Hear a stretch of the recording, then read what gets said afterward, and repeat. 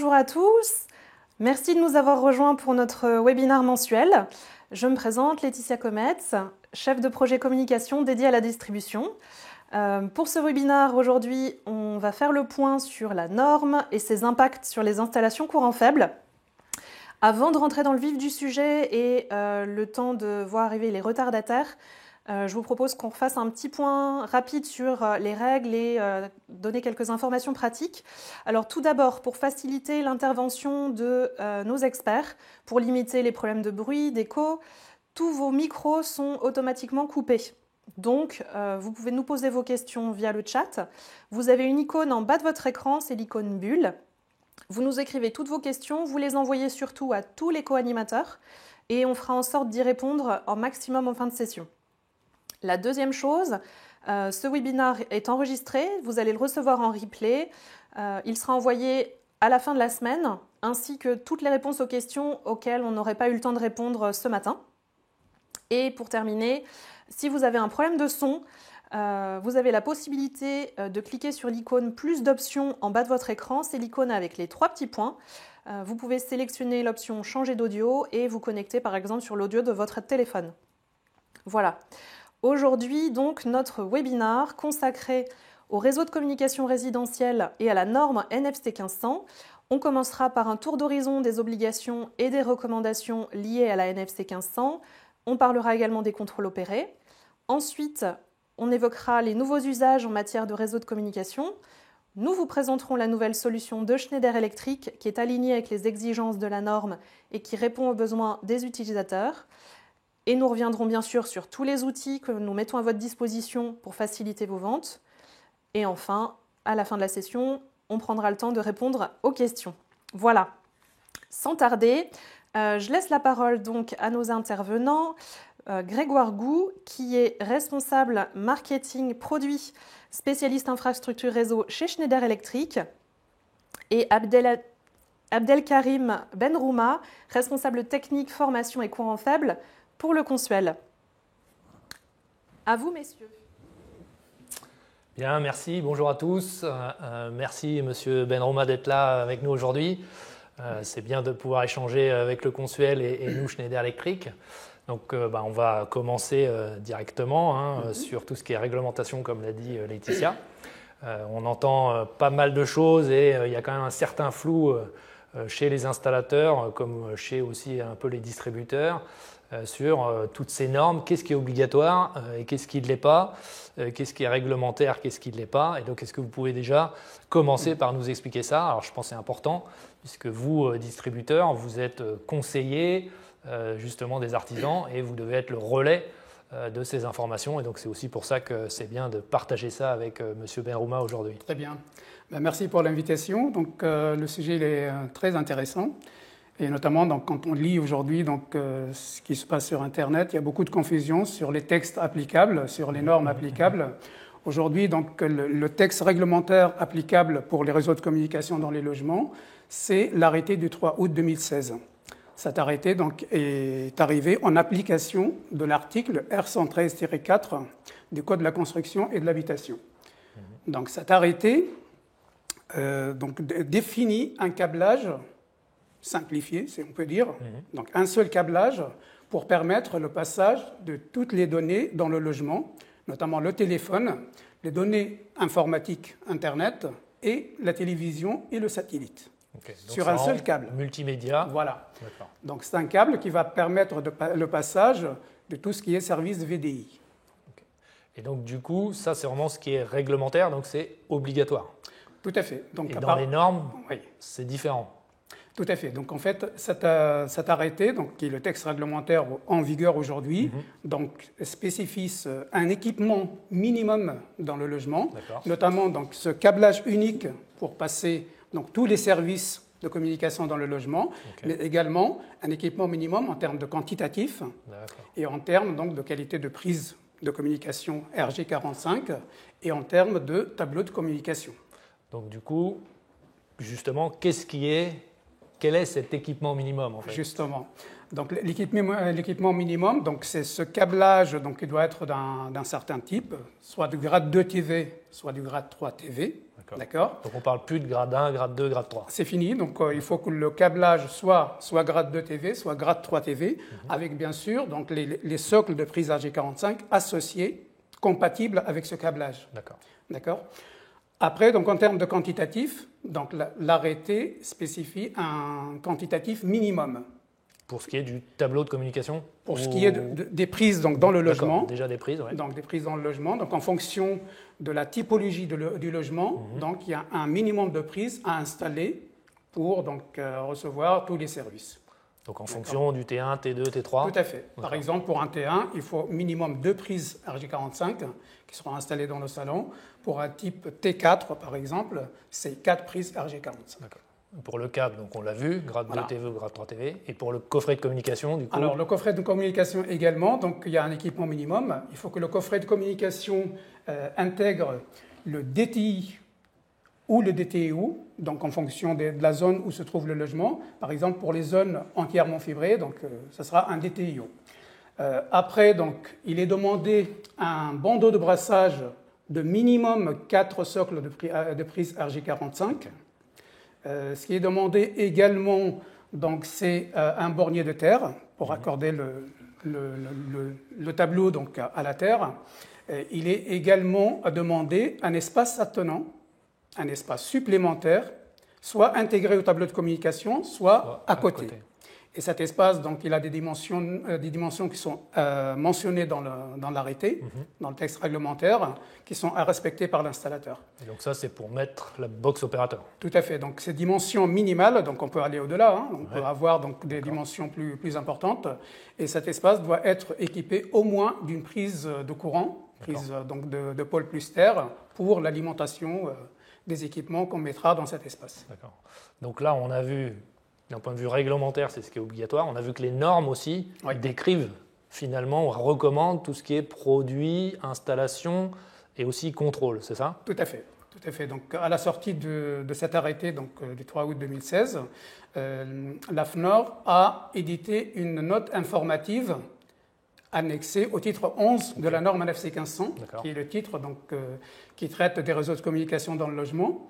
Et donc, cette note informative informe l'installateur et donc l'incite à respecter ces règles donc, imposées par l'arrêté en matière d'équipement du logement.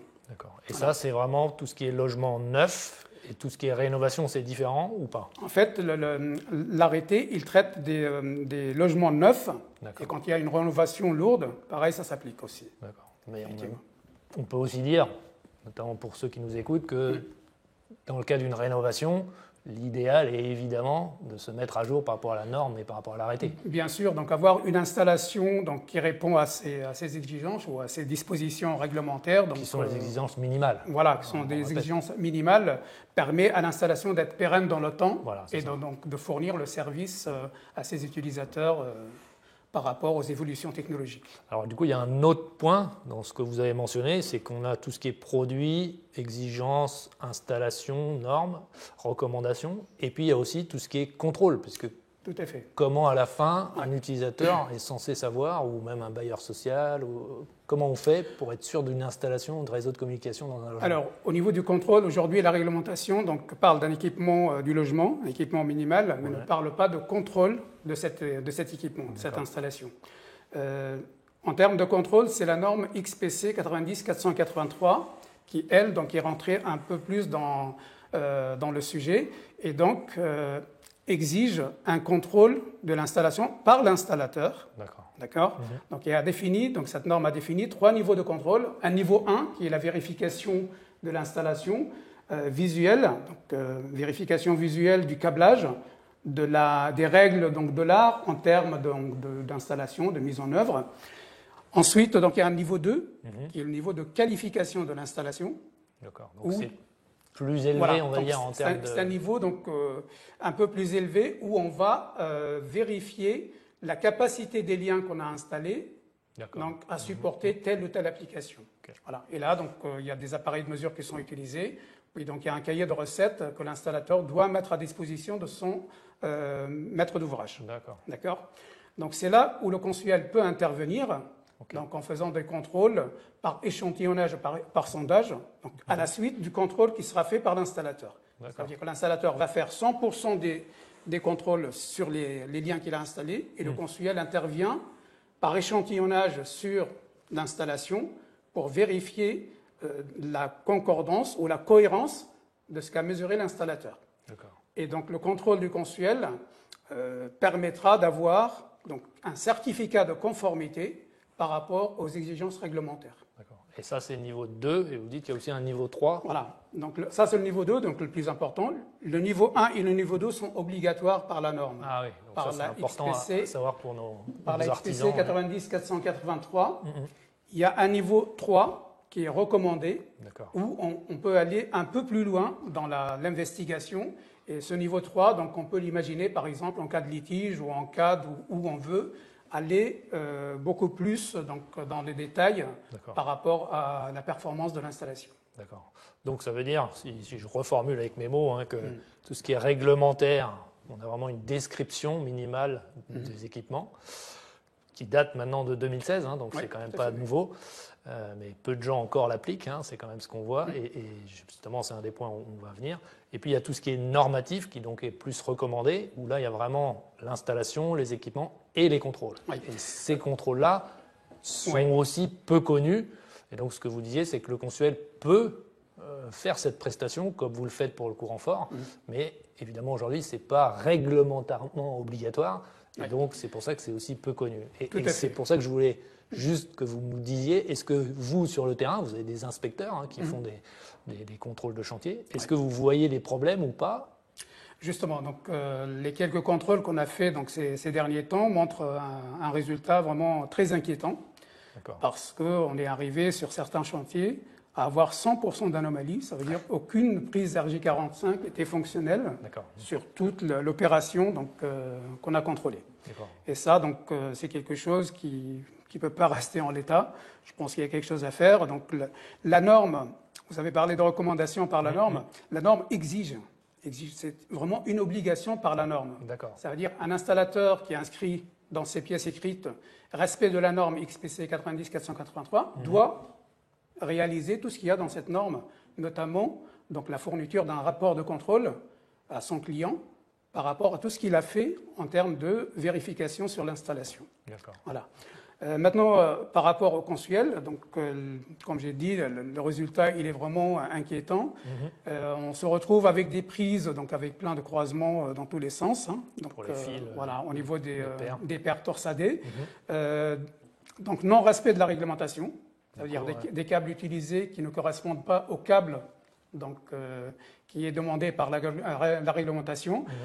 Une concordance qui n'est pas présente entre les matériels, donc câbles et prises donc, aux deux extrémités.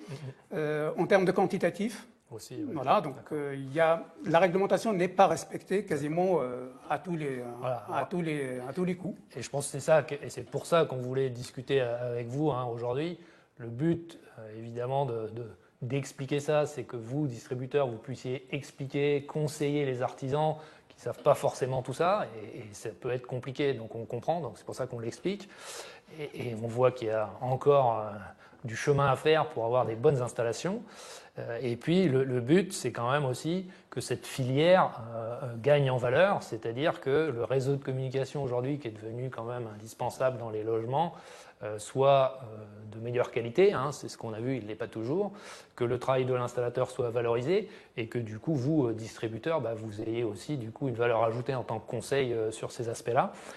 Et donc nous, Schneider Electric, je parle pour ma partie maintenant, on a aussi travaillé sur cet aspect-là pour ajouter de la valeur et en tout cas mieux répondre aux besoins des utilisateurs. Donc on a analysé quels étaient ces besoins utilisateurs et on a évidemment vu qu'il y avait un gap entre ce qui était nécessaire et demandé par les utilisateurs dans un logement, tel que vous et moi, et puis l'offre telle qu'elle est au niveau minimal requis par la norme et la réglementation.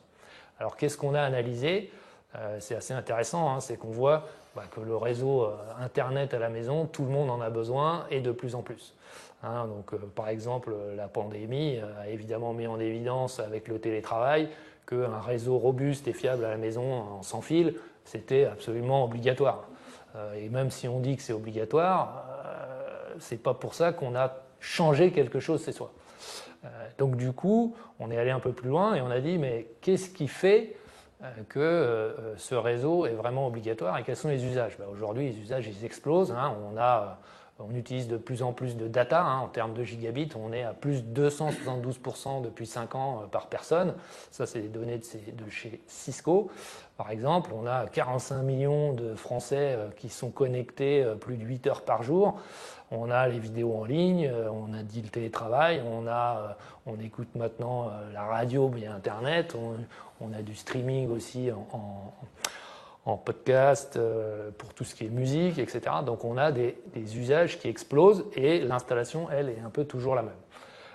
Et donc du coup, on a des insatisfactions qui sont très très nettes, qui sont de deux types et qu'on a réussi à bien identifier. La première, c'est la couverture du réseau. C'est-à-dire que chez soi, la couverture n'est pas toujours bonne. On travaille tous en sans fil chez soi. Alors il y a des endroits où on a une bonne couverture, un bon signal Wi-Fi. Et puis on en a d'autres où le signal Wi-Fi est bien moins bon. Et du coup là, c'est pas là où il faut qu'on installe son télétravail ou c'est pas là qu'on va avoir un bon réseau Internet. Et donc du coup ça,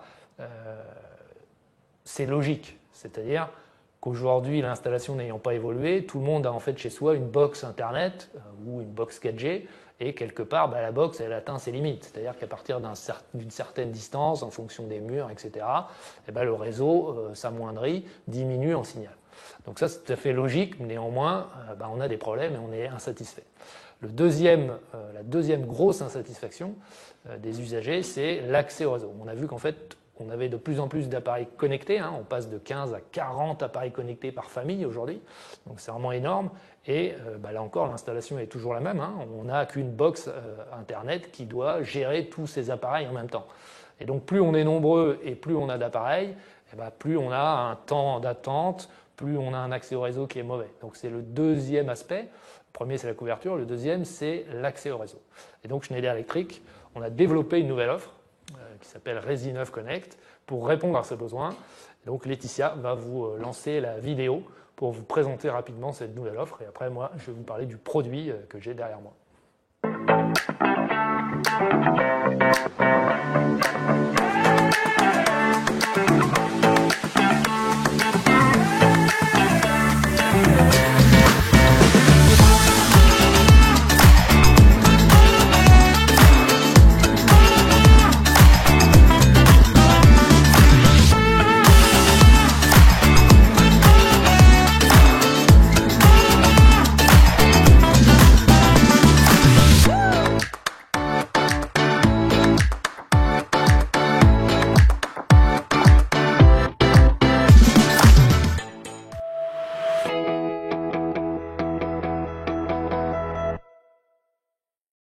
C'est à nous à nouveau.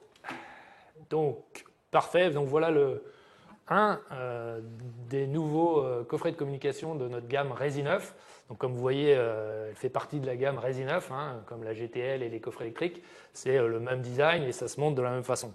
Donc, je vais décrire un peu ce qui est à l'intérieur et en association avec un autre produit. Donc, je vais enlever la coiffe. Le but, c'est de montrer ce qu'on fait avec. Donc pourquoi on a développé et comment on a développé ce nouveau produit, ce nouveau coffret de communication?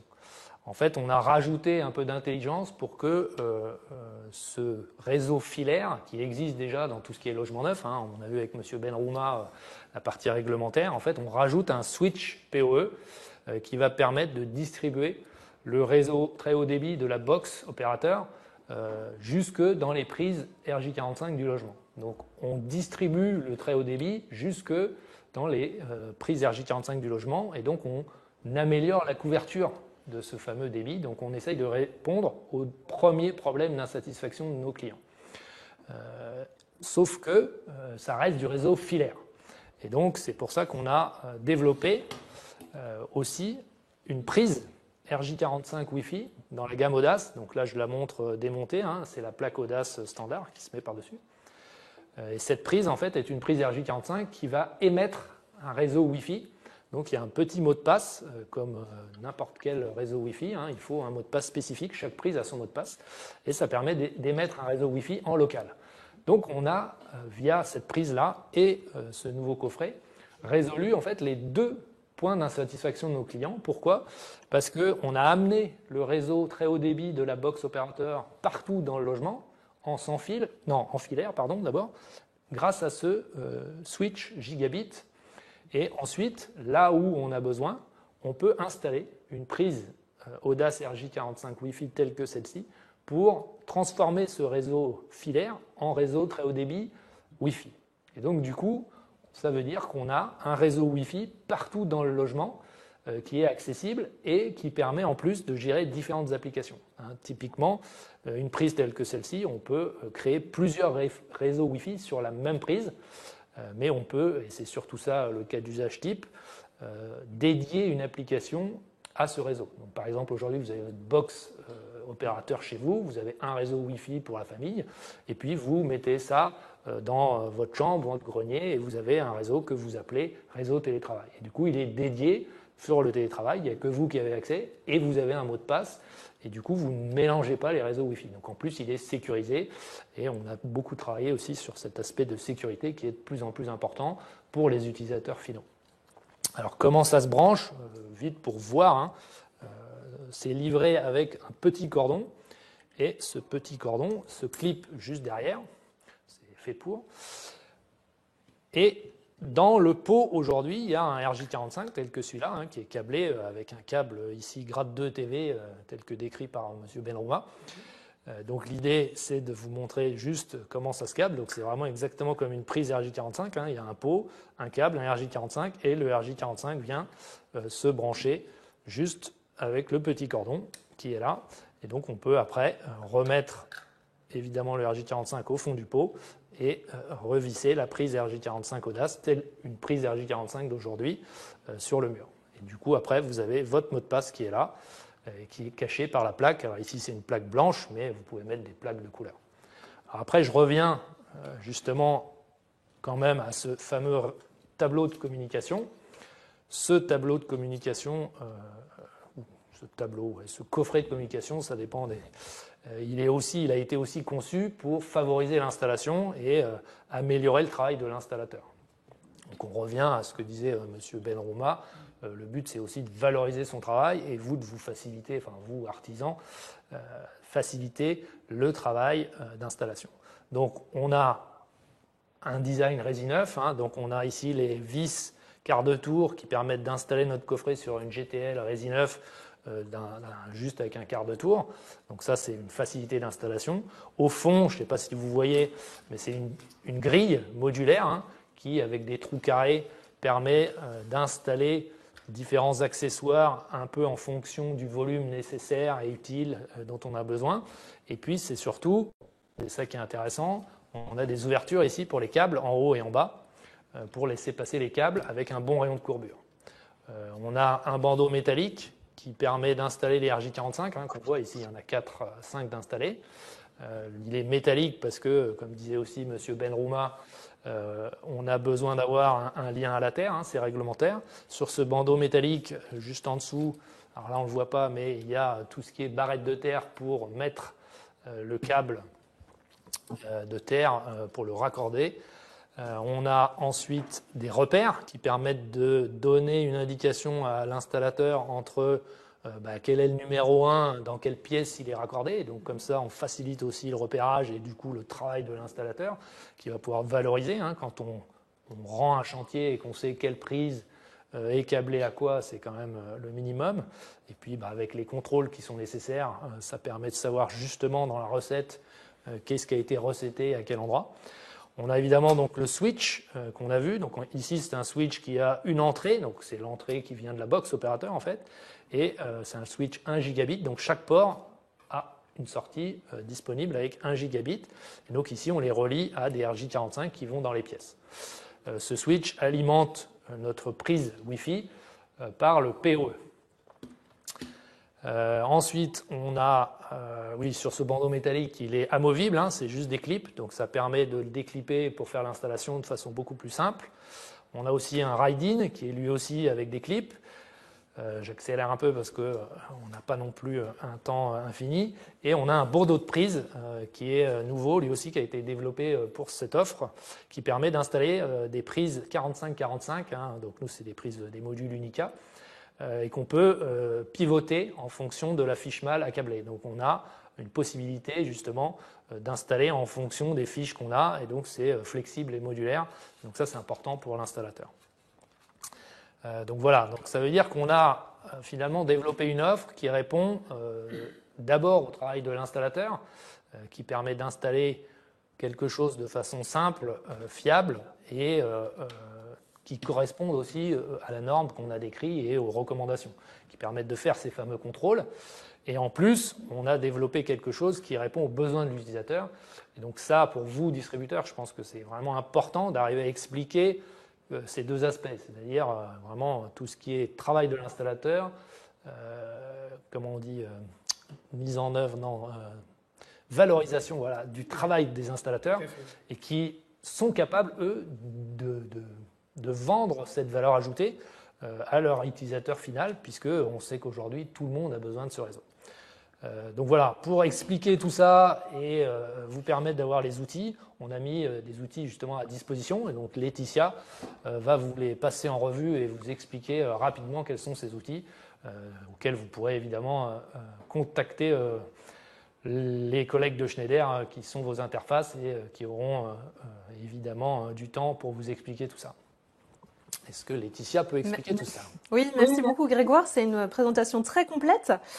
Du coup, j'irai très rapidement pour vous dire que sur votre espace personnalisé My Schneider, vous allez pouvoir retrouver différents outils pour vous former et pour retrouver les informations clés justement que Grégoire vous délivrait, notamment dans des brochures spécifiques, le guide 2022 du réseau de communication résidentielle, le guide de substitution également des coffrets de communication, la brochure dédiée à la norme NFC 1500 qui est complète à la fois courant fort et courant faible.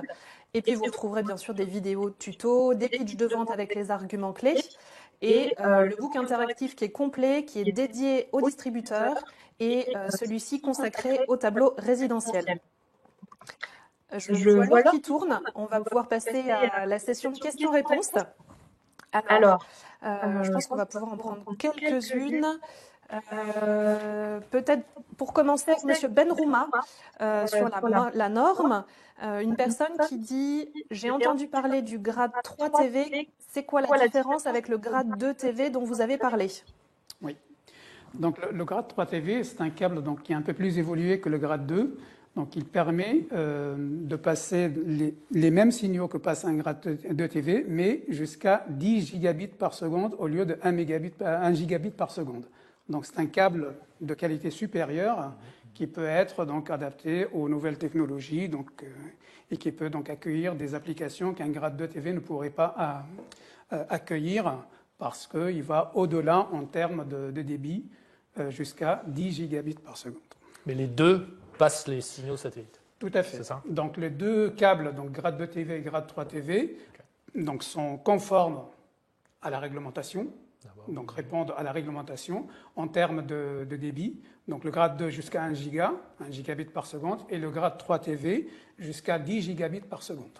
Mais on peut passer la data télé. Tout à fait. Donc en fait, les deux permettent de passer du téléphone, du signal téléphonique, les données Internet et les données de télévision, donc télévision terrestre et satellite, jusqu'à une fréquence de 2150 GHz. Ça, c'est satellite. OK. On a une autre question pour le Consuel. Une personne se demande si c'est encore obligatoire d'installer un réseau coaxial pour des prises TV FM SAT. Voilà. Donc la question revient toujours. Donc est-ce que le câblage coaxial est toujours d'actualité? Comme je l'ai précisé tout à l'heure, quand j'ai présenté la réglementation prévoit un câblage unique en paire torsadée RJ45. Ça veut dire que le câblage coaxial n'est plus demandé et que le câblage donc grade 2 TV ou grade 3 TV permet de passer les signaux télé à la fois donc, pour la TNT, signaux terrestres, que les signaux satellites. Ça veut dire que dans le tableau de communication, on va avoir ce qu'on appelle le HNI, donc c'est le répartiteur de télévision. On arrive de l'antenne avec un câble coaxial, mais depuis ce répartiteur de télévision, donc on part avec un câble qui permet de transformer donc, le signal du coaxial vers le RJ45, ce qu'on appelle un balloon. Et donc à travers ce câble-là, donc on passe du coaxial au RJ45. Et donc toute la distribution de la télé dans le logement se fait avec le câble RJ45 grade 2 TV ou grade 3 TV. Donc c'est plus obligatoire, mais ça existe encore. Ça existe, donc on peut l'installer en complément, mais pas en substitution du câblage préconisé par la réglementation. Est-ce qu'il y a une autre question?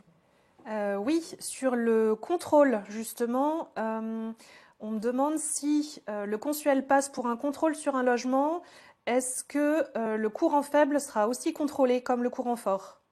Merci pour cette question, parce que ce qu'on remarque, c'est que certains installateurs pensent que quand le consuel intervient dans le cadre d'une attestation de conformité pour le courant fort, il contrôle en même temps donc l'installation courant faible, l'installation de communication, ce qui n'est pas le cas. Donc, un petit rappel, le contrôle fait par consuel, quand on intervient dans un logement, dans le cadre d'une attestation de conformité, c'est pour vérifier les points de sécurité de la norme NFC 1500 et ne pas, donc il n'y a pas le contrôle de l'installation de communication.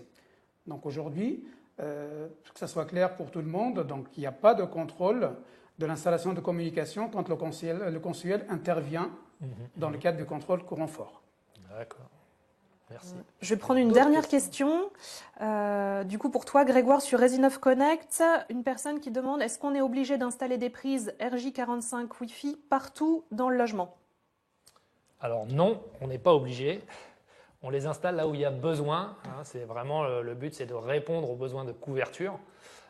Donc l'idéal, c'est de l'installer là où on en a besoin et là où donc la couverture est aujourd'hui pas bonne.